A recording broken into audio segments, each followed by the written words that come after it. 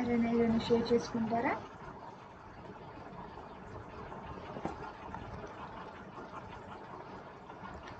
సరే, వాక్యంలోకి వెళ్దాము.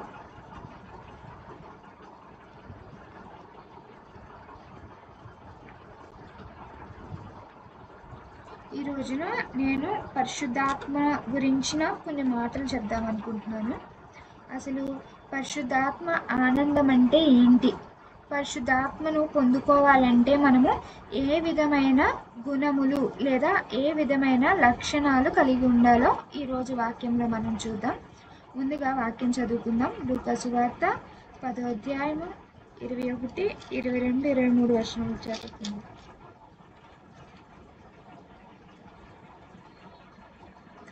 ఆ గడియలోనే యేసు పరిశుద్ధాత్మయందు బహుగా ఆనందించి, తండ్రి ఆకాశమునకును భూమికిని, ప్రభువా, నీవు జ్ఞానులకును వివేకులకును ఈ సంగతులు మరుగు చేసి పసిబాలులుగా బయలుపరచబడిన వారిని నిన్ను స్తుతించుచున్నాను.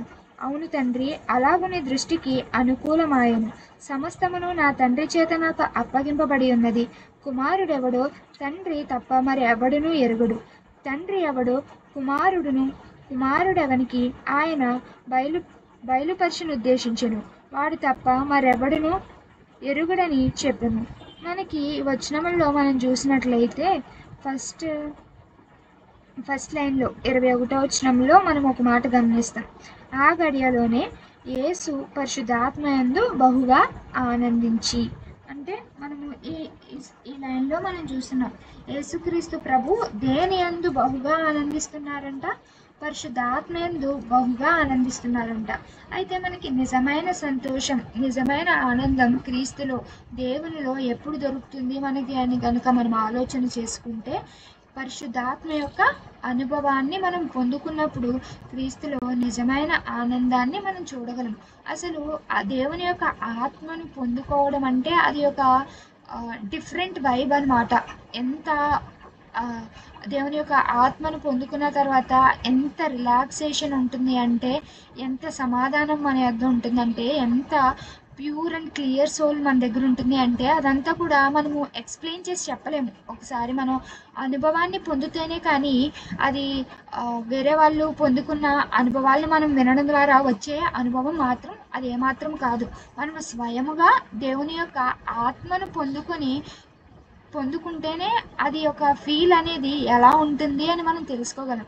ఇప్పుడు మనము ఆన్లైన్లో చాలా ఫుడ్ ఐటమ్స్ చూస్తాము, లేదా చాలా రివ్యూస్ చూస్తాం. ఆ ఫుడ్ ఐటమ్స్ కింద చాలా బాగుంది అని, టేస్ట్ వేరేగా యూనిక్గా ఉందని, ఈ రకమైన కామెంట్స్ లేదా ఫీడ్బ్యాక్ అంతా చూస్తూ ఉంటాం కదా.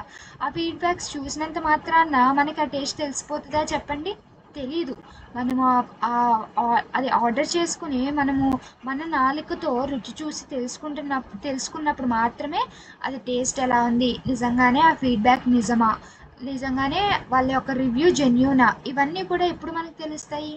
మనము ఆ ప్రోడక్ట్ని మనము పర్చేస్ చేసి టేస్ట్ చేసినప్పుడు మనకి తెలుస్తుంది. అలాగే దేవునిలో యొక్క పరిశుద్ధాత్మ అనుభవము కూడా మనకి ఎప్పుడు తెలుస్తుంది అంటే, స్వయముగా మనం పొందుకొని దాన్ని అనుభవించినప్పుడు మనకి దేవుని యొక్క శక్తి అనేది ఏంటో అనేది మనం తెలుసుకుంటాం. అయితే ఎవరికి ఈ పరిశుద్ధాత్మ యొక్క అనుభవం దొరుకుతుంది అని మనం కనుక వాక్యంలో గమనించినట్లయితే, పేతురు అంటున్నారు కదా, అపోస్తలుల కార్యములు 2వ అధ్యాయము 38వ వచనంలో పేతురు అంటున్నారు ఇలాగా: మీరు మారు మనసు పొంది పాపక్షమాపణ నిమిత్తము ప్రతివాడు యేసుక్రీస్తు నామమును బాప్తిసం పొందిరి, అప్పుడు మీరు పరిశుద్ధాత్మను వరమును పొందుదురు.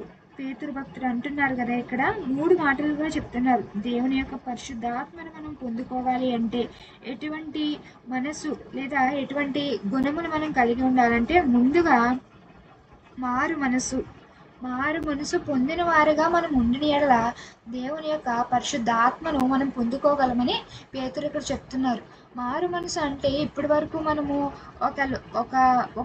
ఒక మాదిరికరమైన జీవితంలో బతికిస్తున్నామేమో, లేదా మన అసలు దేవునిలో నడవడం అంటే ఏంటో తెలియక తెలిసి తెలియని తప్పులు చేస్తూ పూర్తిగా క్షమాపణ దేవుని యందు కోరుకోకుండా తప్పు మార్గాలు నడుస్తున్నామేమో. దేవుడు అంటున్నారు కదా ఈరోజు, ఇదిగో నీవు నీ తప్పునేంటో నీవు తెలుసుకుని పాప క్షమాపణ పొందిన యెడల, నీవు మారు మనసు పొందిన యెడల నేను నీకు పరిశుద్ధాత్మను అనుగ్రహిస్తున్నానని దేవుడు అంటున్నారు. మారు మనసు పొందడం అంటే సంపూర్ణముగా దేవునిలోనికి రావడము. రెండవదిగా భక్తుడు అంటున్నారు కదా, పాప క్షమాపణ పొందడం. ఇప్పటి వరకు జీవించిన లోక జీవితంలో మనం ఎన్నో తప్పులు చేస్తుంటాం, ఎన్నో అపరాధములు చేస్తుంటాం. అటువన్నిటిని బట్టి దేవుని యొద్ద పాప క్షమాపణ మనం కోరుకున్నప్పుడు మాత్రమే మనకి పరిశుద్ధాత్మ అనేది దేవుడు అనుగ్రహిస్తానని దేవుడు మనతో చెప్తున్నారు ఈ రోజున. పాప క్షమాపణ ఎలా ఉండాలి అంటే, మనము సంపూర్ణంగా ఇదిగో ఈ పాపము నేను చేసి ఉన్నాను దేవా, లేదా ఈ తప్పు నేను చేసి ఉన్నాను దేవా, ఈ రోజున నేను ఇది ఎందుకు చేశానో అని బాధపడుతున్నాను, ఎందుకు చేశానని దుఃఖపడుతున్నాను. నీ సన్నిధి యందు ఇదిగో నేను వాగ్దానం చేసుకుంటున్నాను, ఈ పాపమును మరలా నా జీవితమునందు నేను చేయకుండా ఉండటందుకు ప్రయత్నించడానికి నీ సన్నిధి నేను వాగ్దానం చేసుకుంటున్నానని ఈ విధమైన పశ్చాత్తాపము మనం దేవునిలో కలిగి ఉండాలి. అంతేకాకుండా అది తప్పు అని తెలిసి కూడా మరలా దాని జోలికి వెళ్ళువారుగా మనం ఏమాత్రము ఉండకూడదు. అలా వెళ్ళిన యెడల మనం ఏం కోల్పోతున్నాము? దేవుని యొక్క నిజమైన పరిశుద్ధాత్మను పొందుకోవడం కోల్పోతున్నాం. కనుక పేతురుభక్తుడు ఈ రోజు అంటున్నారు మనతో, మొదటి మాటగా ఇదిగో నీవు మారు మనసు పొంది దేవుని యొక్క పరిశుద్ధాత్మను పొందు. రెండవదిగా అంటున్నారు, ఇదిగో నీవు పాప క్షమాపణ పొందుకుని నీవు దేవుని యొక్క పరిశుద్ధాత్మను పొందుకో అని అంటున్నారు. అలాగే ఈ వచనంలోనే మూడవ మాటగా మనం గమనించినట్లయితే,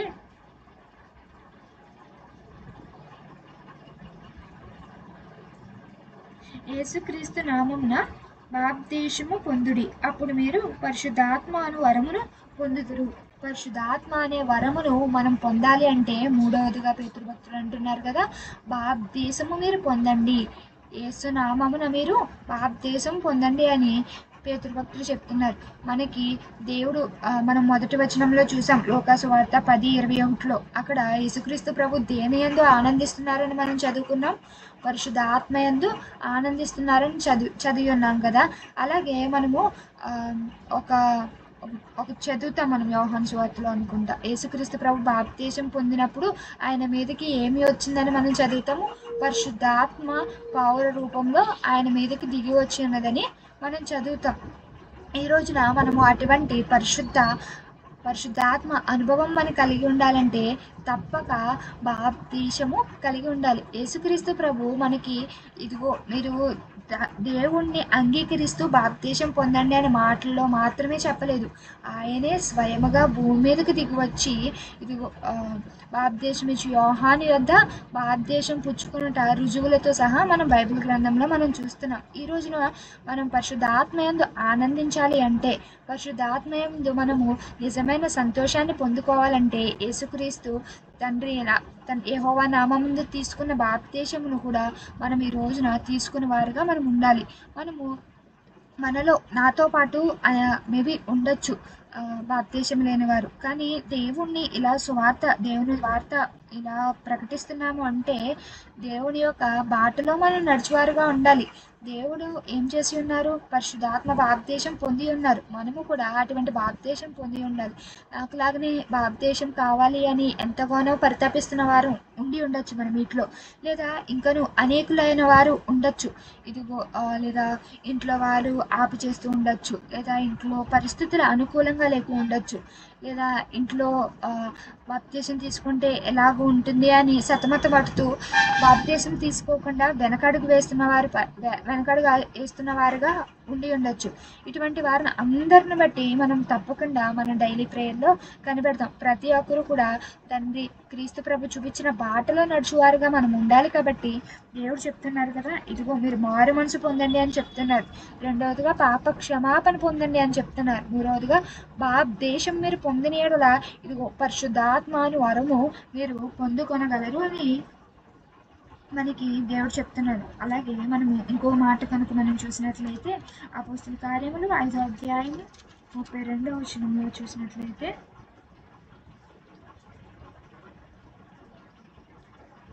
దేవుడు తనకు విధేయులైన వారికి అనుగ్రహించిన పరిశుద్ధాత్మయు ఈ సంగతులకు సాక్షులమై ఉన్నామని చెప్పిరి.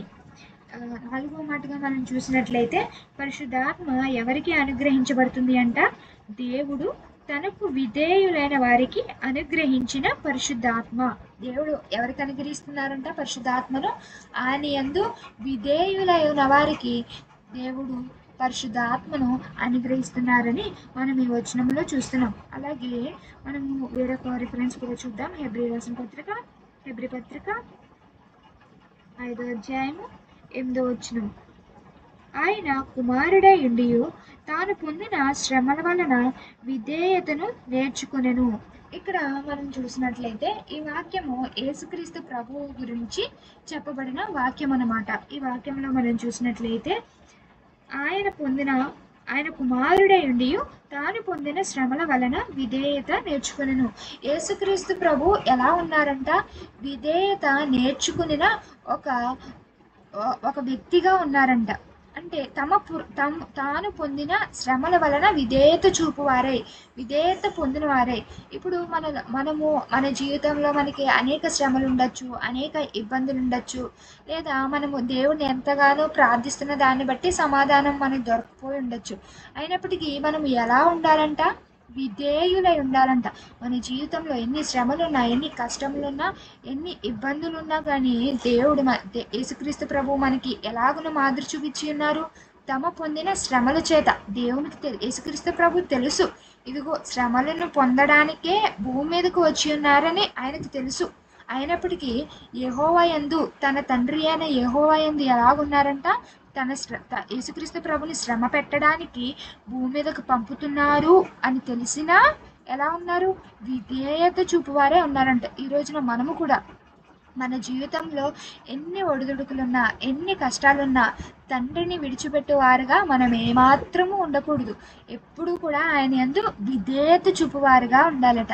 అది మనకి శ్రమ అయినా, లేదా మనకి సంతోషాన్ని ఇచ్చేదైనా, మనకి ఆనందాన్ని ఇచ్చేదైనా కానీ మనము ఆయన యందు విధేయులై ఉన్న ఎడల ఏం పొందుకుంటామని వాక్యం సెలవిస్తుంది? పరిశుద్ధాత్మను పొందుకుంటామని వాక్యం సెలవిస్తుంది. అంతేకాదు అపోస్తులు 5వ అధ్యాయము 32లో చదివాము ఇప్పుడే మనం. దేవుడు తనకు విధేయులైన వారికి అనుగ్రహించు పరిశుద్ధాత్మ. ఎవరికి అనుగ్రహిస్తున్నారు? విధేయులై ఉన్న వారికి మాత్రమే పరిశుద్ధాత్మ అనుగ్రహించబడుతుందంట. ఈరోజు మనం కూడా గమనించుకుందాం. ఇటువంటి 4 గుణములు లేదా 4 లక్షణాలు మన జీవితంలో మనం కలిగి ఉన్నామా? మొదటిగా మారు మనసు మనం కలిగి ఉన్నామా? ఒకసారి ఆలోచన చేసుకుందాం. రెండవదిగా పాప క్షమాపణ. మనం చేసిన తప్పులను బట్టి మరలా తప్పు చేయకుండా దేవుని యందు వాగ్దానం చేసుకుంటున్నామా? మనం తప్పు చేస్తాము, తప్పు చేసి దేవా తప్పైంది క్షమించండి అని చెప్పేయడం వేరు. దేవా ఈ తప్పు నేను తెలియక చేసి ఉన్నాను, ఇక మీదట నేను ఎన్నడూ దీని జోలికి పోను, ఎన్నడూ ఈ పాపం నేను చేయను అని ఒక విధంగా పశ్చాత్తాపపడడం వేరు.